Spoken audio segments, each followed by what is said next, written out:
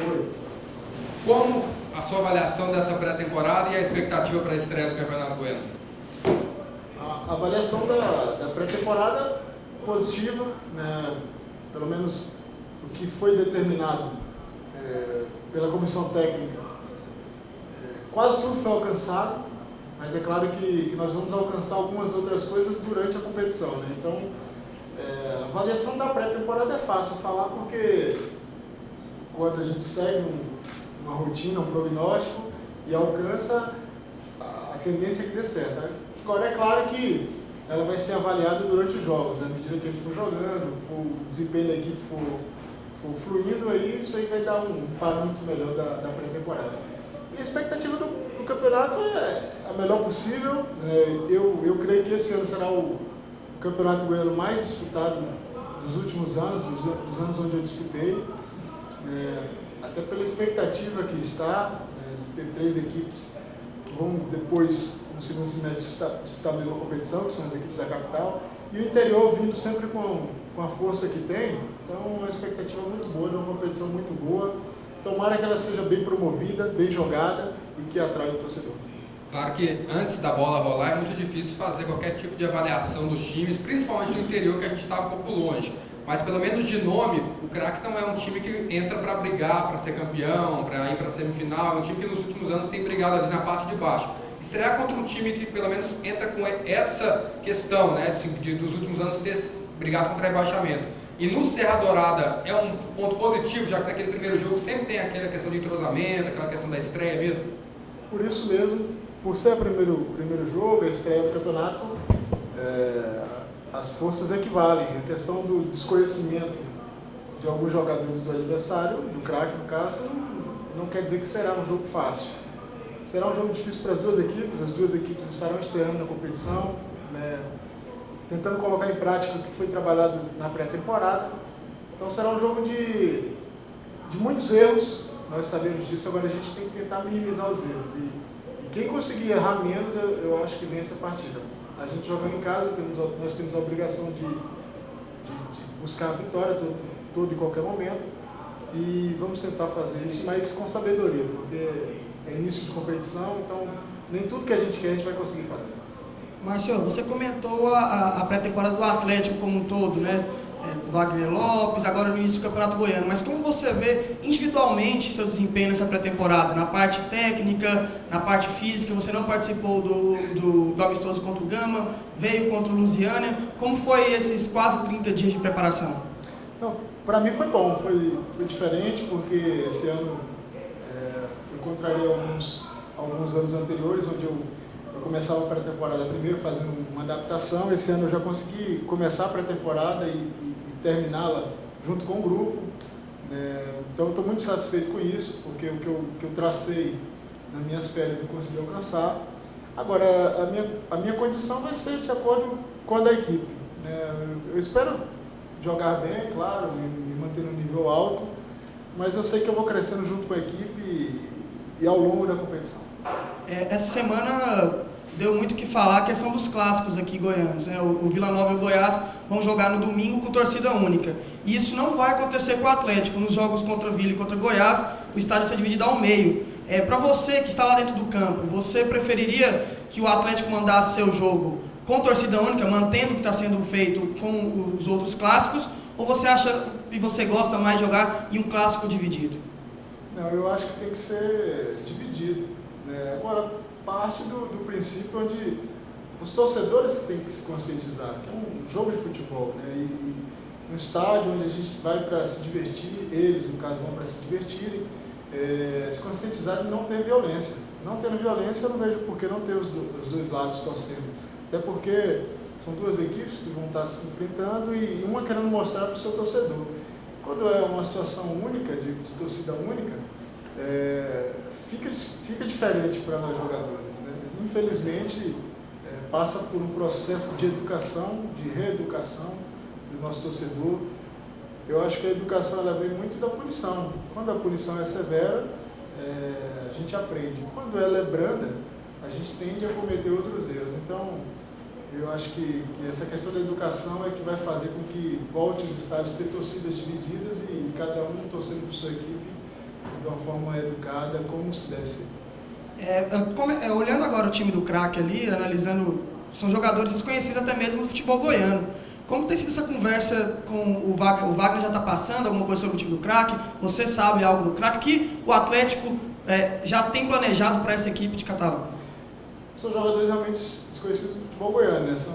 É uma equipe montada com uma mescla muito grande. Alguns jogadores a gente conhece, de ter visto jogar em algumas outras equipes. O Wagner já passou alguns dados de alguns jogadores. Foi feito um trabalho pela comissão dele de analisar o jogo treino deles. Então, o mínimo de informação a gente tem, né? Mas é claro que isso vai, na hora da partida, a gente vai ter que usar a nosso favor. Então, o conhecimento mesmo vai vir com o tempo, né? A competição rolando, e durante o jogo ali, a gente se adaptar o quanto antes a essas dificuldades aí. Márcio, você está indo para o seu 10º campeonato goiano e esse tem uma especificidade em relação ao do ano passado. No passado não tinha o Vila Nova, esse ano o Vila Nova volta. Essa rivalidade entre Vila e Goiás pode ser positiva para o Atlético ficar meio fora disso, deixando os dois lá brigando, o Atlético pode tirar alguma vantagem? Não vejo vantagem disso, porque cada jogo vai ter a sua particularidade, né? É claro que as atenções voltam-se mais para o clássico maior, que é o Vila e Goiás.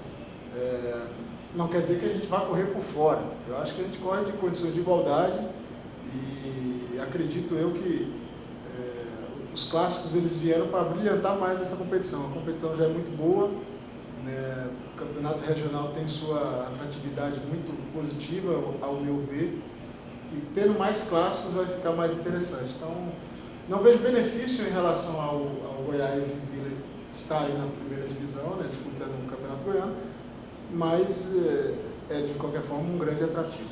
Você falou que o maior clássico daqui do estado é Goiás e Vila, tem gente que discorda, mas por que você acha que é Goiás e Vila? Por causa da tradição de Goiás e Vila, né?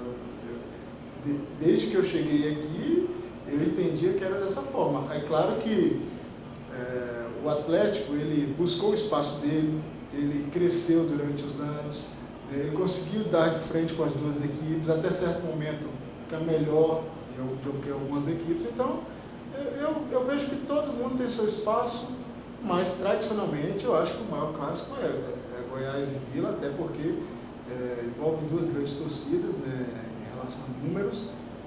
E eu não acho isso demérito também para o Atlético. O Atlético vai sempre buscar o espaço dele, como vem buscando e vem conquistando. Se hoje existe até uma dúvida onde quem é o maior clássico, é sinal que o Atlético cresceu bastante.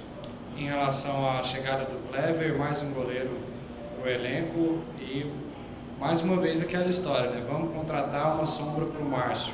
Isso de alguma forma te incomoda ou é algo que te estimula a melhorar o seu desempenho? Eu vejo isso com a maior naturalidade possível, porque toda posição precisa ter suplentes à altura e não porque eu estou jogando há muito tempo aqui eu não deveria ter.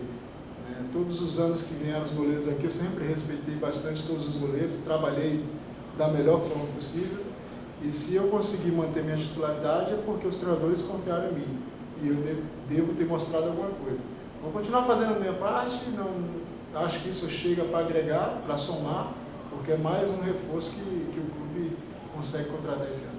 Márcio, ainda sobre a questão do clássico, essa semana o Atlético não está envolvido, né, até porque é Goiás e Vila, mas você acha saudável, partindo de qualquer lado, declarações Goiás, Vila, Atlético, dependendo do clássico, essas declarações de um lado falando que vai vencer, do outro falando que vai vencer, sem agredir, né, ninguém, jogadores, você acha isso saudável? Acho. Desde quando não agrida, claro. Agressões, elas não devem existir nem no campo físico, nem no campo oral. Então, respeitosamente, até para não incitar, que já é uma coisa negativa, né? Infelizmente os clássicos, na sua grande maioria entre Goiás e Vila, existem confusões fora do estádio, isso também é bom ressaltar, que a grande maioria das confusões ela parte do lado de fora do estádio. Então, se é uma provocação saudável, o futebol ele perdeu um pouco desse encanto, né? dessa forma de ver. Hoje em dia a gente tem que ser um pouco mais político, né? É o politicamente correto e para não incitar a violência. Eu acho que é educação. Se você tiver educação, você até provoca o seu adversário com a educação, você estimula o seu torcedor com a educação. Acho que a educação é o princípio de tudo para que as coisas fluam. Márcio, essa semana aconteceu da CBF ter negado, né, a questão da Primeira Liga, da Liga Sul Minas Rio. Como você vê essa questão, esse imbróglio que o futebol brasileiro está entrando, de alguns clubes estar se rebelando contra as suas federações e tentando criar ligas? Você acha que isso pode ser benéfico? Ou seja, os clubes saírem dessa dependência das federações e irem para um campo mais independente? Como você vê essa questão do futebol brasileiro? Você acha que pode surtir efeito? Olha, é um passo, né? É um primeiro passo. Eu acho que o futebol estava muito monopolizado há muito tempo, dirigido há muito tempo pelas mesmas pessoas, com os mesmos pensamentos, com pouca evolução. Então, se não for pelo lado da rebelião, eu acho que rebelião não é positivo, uma coisa conversada e acordada tende a melhorar, né? Não precisa brigar para melhorar, você pode discutir as condições de melhora. Então, o futebol está evoluindo, né? Os clubes estão evoluindo. Eu acho que a CBF deve evoluir junto e todo mundo trabalhar em prol do torcedor, porque o futebol está aí para beneficiar o torcedor. E se ficar essas divisões, é capaz de começar a dividir os torcedores. O torcedor decidir assistir tal competição ou ir ver o jogo em tal competição porque não é da CBF ou porque é da CBF. Então, sentar como cavalheiros e tentar melhorar o futebol como um todo. Márcio, como você se sente sendo hoje o maior goleiro em atividade, artilheiro do futebol brasileiro, com a saída do Rogério Ceni? Não, para mim nada mudou, natural. Eu vou continuar fazendo o que eu sempre fiz, treinando a mesma quantidade que eu sempre treinei, né, e aplicando isso no jogo na hora que tiver que ser aplicado, né? Eu nunca tentei me promover com essa situação de faltas e pênaltis que eu bato. Eu tento ajudar a equipe. É claro que isso é uma autopromoção também, mas eu vejo com naturalidade. Isso ia acontecer mais cedo ou mais tarde, porque eu sou mais novo que o Rogério. Então, ele ia parar em um determinado momento, como aconteceu, e eu ia continuar. E espero que eu consiga cada vez mais fazer mais gols para aproximar dos meus objetivos também. Ontem o Ednei foi apresentado aqui na sala de imprensa e eu perguntei para ele a respeito das cobranças de falta, que é uma característica que ele tem, bate muito bem na bola. E eu perguntei para ele, a gente tem aqui o Márcio, que é o goleiro artilheiro, bate falta e tudo mais. Como é que vai ficar essa questão de bater as faltas? Quem vai ter prioridade? Ele falou, o Márcio tem prioridade, está aqui há mais tempo, é goleiro artilheiro e tudo mais. Mas vai rolar uma divisão? Em algum momento você fala, não, vai você mesmo, vou ficar aqui no gol, como é que vai ser? Não, como sempre foi. Sempre foi muito natural aqui. Todos os jogadores que aqui tiveram que batiam faltas também, bateram na hora que eles acharam que tinha que bater. Eu não sou o dono do Atlético, não sou o dono do time, né? Eu me coloco à disposição para ajudar. Se em determinado momento eu me sentir confiante de bater aquela falta, eu vou lá e tento bater.